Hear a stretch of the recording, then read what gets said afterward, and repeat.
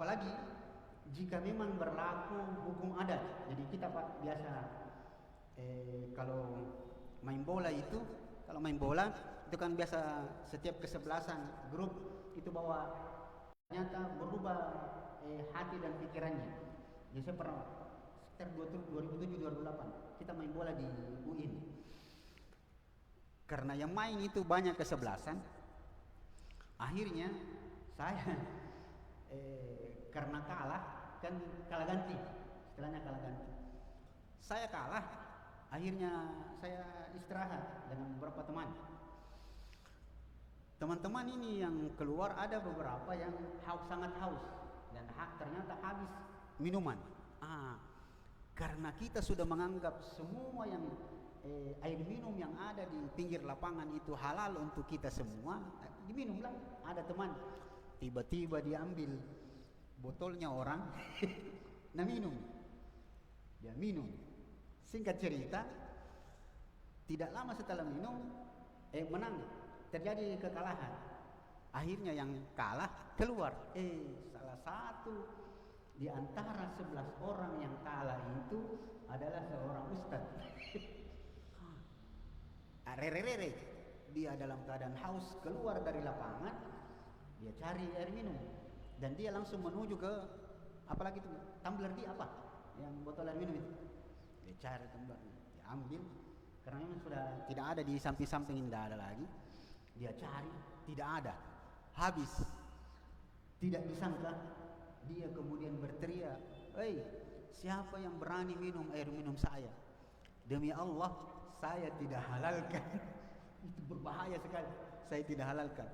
Dan waktu itu saya tahu siapa yang minum, tapi saya tidak mau bicara karena kalau saya bicara berbahaya.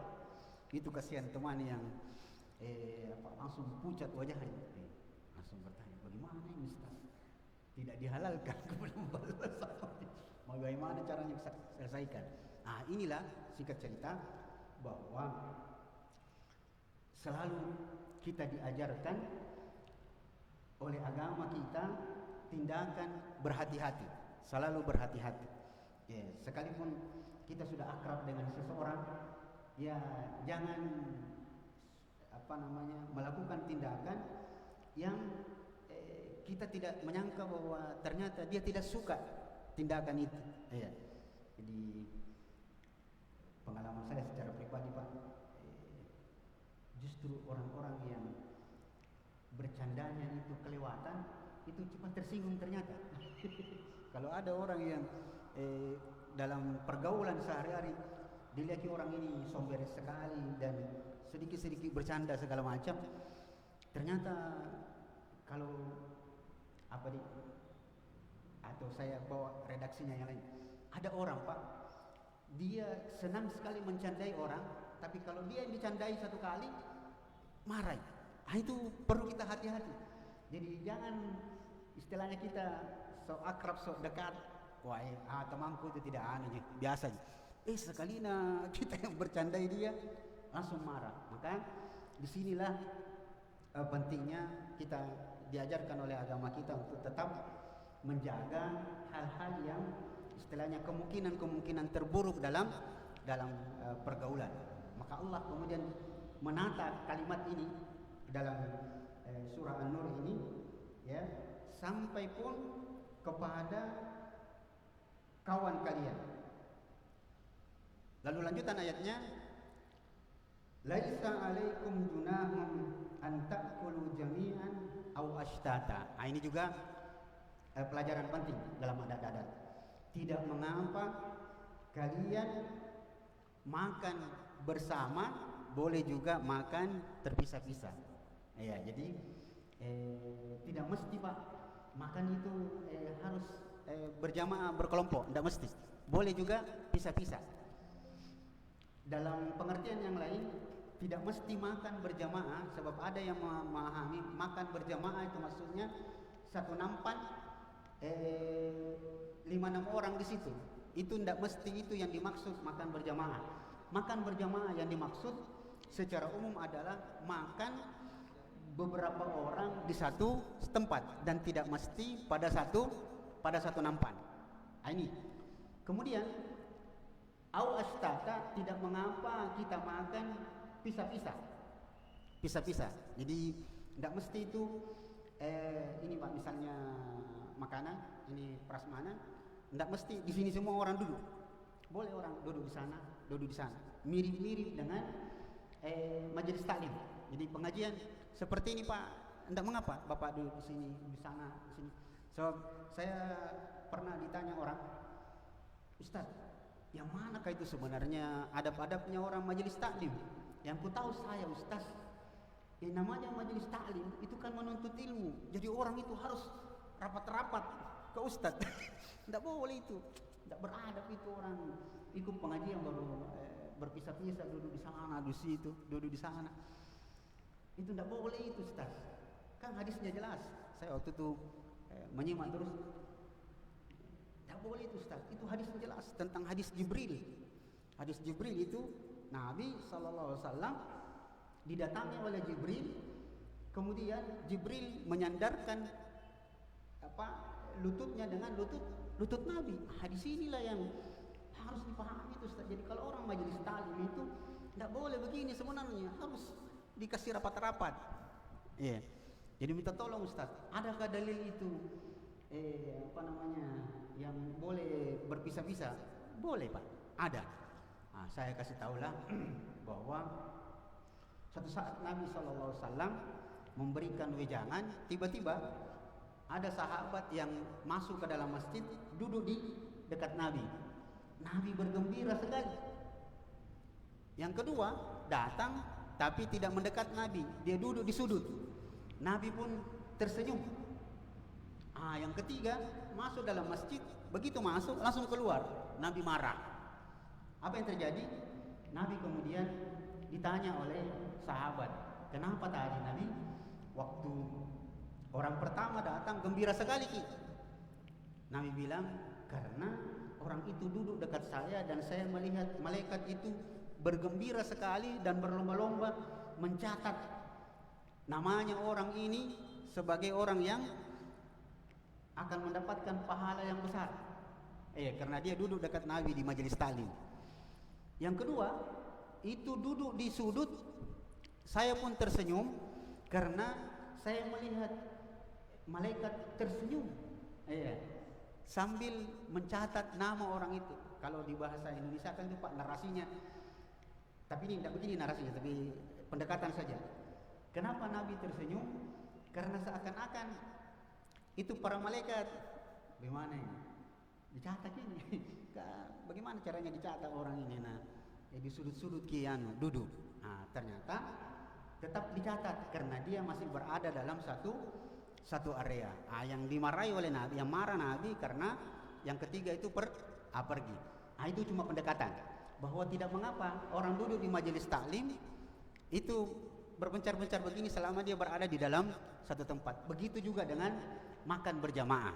Nah, tentang makan berjamaah ini ada satu riwayat, saya lupa tadi. Suku Al-Kinana. Suku Al-Kinana di tanah Arab di Mekah itu, suku ini Pak tidak pernah mau makan kecuali kalau ada orang yang makan bersama dia. Jadi mereka sampai kelaparan hanya untuk menunggu orang makan bersamanya. Ini juga justru menyiksa diri, tapi menunjukkan keramah tamahannya dan sifat suka memberi. Jadi dia tidak mau makan kecuali kalau ada orang yang makan bersama dia. Maka turunlah ayat ini, disebutkan bahwa tidak mengapa sebenarnya makan pisah-pisah. Ini juga memberikan petunjuk kepada keluarga kita, ya. Tidak mengapa Pak di rumah kalau memang anak-anak belum pulang sekolah, ada masih di rumah, kalau sudah lapar makan saja duluan. Sekalipun memang bagus kalau rame-rame sama anak-anak, dan itu yang lebih baik. Tetapi agama kita tidak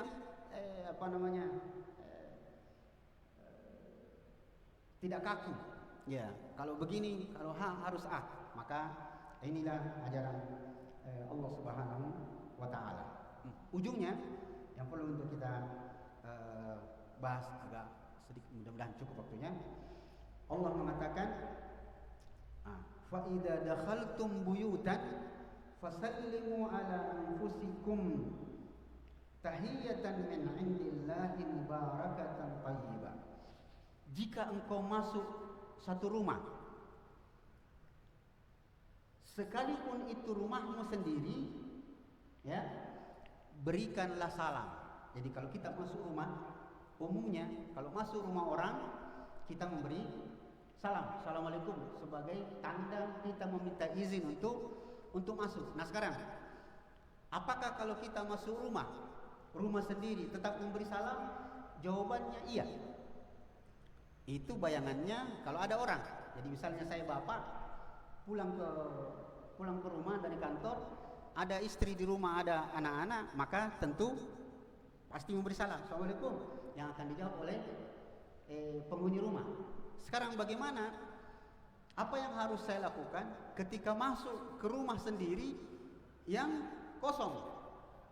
Rumah misalnya kita rame-rame dari bepergian, habis pergi rekreasi, masuk ke dalam rumah, buka pintu, apakah memberi salam? Tetap memberi salam, tetap memberi salam. Rasulullah Allah Subhanahu Wa Taala mengatakan, fa idza dakhaltum buyutan fasallimu ala anfusikum. Jadi pernah kali-kalian tadi motor, misalnya anak bilang mama anak, dulu sama kipa, masih mau duduk sama mama. Pulang di rumah, kita pastikan tidak ada orang di rumah karena kita yang pegang kunci, maka tetap disyariatkan sekalipun memasuki rumah sendiri, sekalipun tidak ada orang di dalam, maka tetap kita memberi salam. Apa gunanya? Allah menjelaskan, fasallimu ala anfusikum, berikanlah salam kepada dirimu sendiri. Tahiyatan min indillah. Yang salam itu adalah tahiyat, penghormatan dari Allah Subhanahu wa taala, maksudnya yang diajarkan oleh Allah Subhanahu wa taala. Kenapa? Mubarakatan thayyibah. Salam itu isinya memberikan keberkahan dan kebaikan. Jadi Bapak Ibu jamaah sekalian, sekalipun kita masuk ke rumah sendiri, ya jangan masuk nyelonong begitu saja. Nah sekarang Pak, kita pelan-pelan. Kalau masuk rumah, apakah memberi salam lengkap atau assalamualaikum saja? Jadi buka pintu, assalamualaikum, tidak ada orang. Apakah assalamualaikum saja atau lengkap assalamualaikum warahmatullahi wabarakatuh? Jawabannya adalah yang paling afdal lengkap, assalamualaikum warahmatullahi wabarakatuh. Sekalipun mencukupkan dengan assalamualaikum itu boleh. Nah sekarang, apakah ketika kita membuka pintu, ini rumah aja sendiri, kita buka pintu, assalamualaikum, langsung masuk? Langsung masuk? Adabnya adalah tetap membaca doa masuk ke dalam rumah. Bisa bantu saya Pak Ustaz? Apa doa masuk rumah? Bisa bantu saya doa masuk rumah? Jika lupa ini doa masuk rumah. Kalau doa keluar rumah ya, doa keluar rumah. Bismillahirrahmanirrahim. Wala hawla wala quwwata illa billah. Doa keluar rumah, doa masuk rumah ya. Ada doanya, ada doanya. Pak Ustaz, baik Mama harus bantu saya. Kalau Pak Guru itu pasti nak tahu Ki. Apa doa masuk rumah Ustaz? Masuk rumah, bukan keluar rumah. Kalau Pak Imam. Masa nakal lagi anak TKTV ya? Kata ngajar lagi. Ini perlu Pak. Ini subhanallah, hal-hal sederhana Pak yang selalu harus kita lakukan. Dan Syekh Al-Albani itu pernah menerangkan banyak hal-hal sederhana dalam agama kita yang dengannya hidup ini penuh dengan berkah, itu kita tidak lakukan. Makanya keberkahan itu kurang. Beliau pernah menjelaskan tentang khutbah Jumat. Salah satu penyebab, sambil berpikir Ustaz ya, sambil berpikir doa masuk rumah. Bismillah Ustaz. Ya. Bismillahi walajana. Bismillahi kharajana wa ala rabbina wa ala Allahi tawakkalna. Ada doa yang lebih singkat, yang itu sangat penting. Pernah kita belajar Pak awal-awal di pelajaran kita tafsir Al-Qurtubi, doa masuk rumah. Yang pernah saya terangkan, Imam Al-Qurtubi menyebut doa ini sangat penting. Dia bukan cuma doa masuk rumah, dia doa masuk kampungnya orang. Dia akan menyelamatkan. Dan banyak peristiwa tentang doa ini Pak. A'udzu bikalimatillahi tammati min syarri ma khalaq. Tak kelupaan nih Pak. Jangan dilupain doa masuk rumah. Doa masuk rumah. Bismillahirrahmanirrahim. Bismillahirrahmanirrahim. Tawakkalna. Tapi ada doa yang lebih singkat yang Imam Al-Qurtubi mengatakan, saya setiap keluar rumah dan masuk rumah membaca doa itu. Suatu saat saya lupa membacanya. A'udzu bikalimatillahi tammati min syarri ma khalaq. Tidak lama kemudian saya disengat kalajengking. Ayat. Dan subhanallah Pak, a'udzu bikalimatillahi tammati min syarri ma khalaq itu besar sekali. Ada kisah dan sering disampaikan oleh Ustaz-Ustaz kondang, termasuk Ustaz kondang di Risol Selatan. Itu pernah menceritakan bahwa jadi saya tidak salah dia masuk di abad ke-9 atau abad ke-10 kejadiannya Pak. Ada orang dia berada di pasar. Dia berada di pasar. Kemudian terjadi kebakaran di istilahnya kompleks perumahan salah seorang ini. Maka orang berteriak, "Hai fulan, kau cepat pulang. Terjadi kebakaran. Nampaknya rumahmu terbakar." Apa kata orang itu? La, tidak. Rumah saya tidak terbakar. Dengan keyakinan yang kuat. Kau pulang, cepat pulang. Terjadi kebakaran dan nampaknya rumahmu terbakar. Istilahnya karena kebakaran yang besar. Maka orang itu mengatakan, "La, tidak. Tidak mungkin rumah saya terbakar." Apa yang terjadi? Setelah istilahnya api padam, ternyata betul. Satu-satunya rumah yang tidak dimakan api adalah rumahnya. Maka ditanyalah beliau, "Kenapa kau yakin sekali bahwa rumahmu tidak terbakar? Padahal terjadi kebakaran yang sangat besar." Dan betul, tidak terbakar rumahmu. Dia bilang, "Bagaimana saya tidak yakin bahwa rumah saya tidak akan terbakar? Saya keluar rumah, saya membaca doa itu. A'udzu bikalimatillahi tammati min syarri ma khalaq." 3 kali. Jadi dia baca bukan cuma masuk rumah, dibaca keluar rumah. Saya waktu keluar rumah meninggalkan rumah itu, saya membaca doa a'udzu bikalimatillahi tammati min syarri ma khalaq. Dan dengan doa itu saya yakin Allah tidak akan menyanyiakan doa saya dan Allah menjaga. Karena memang isinya Pak luar biasa. A'udzu bikalimatillahi tammat. Aku berlindung kepada Allah dengan kalimat-kalimatnya yang sempurna dari semua keburukan dan kejahatan makhluk-makhluknya. Api makhluk Allah. Nah, itu perlu keyakinan dan selalu diulang-ulang. Nah, ini Bapak serta saudara sekalian, ya sudah masuk waktu Pak.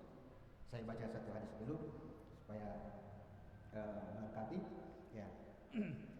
Setelah melengkapi ayatnya, maka kalau kalian masuk ke rumah kalian, maka berilah salam yang penuh dengan keberkahan dari sisi Allah Subhanahu wa taala.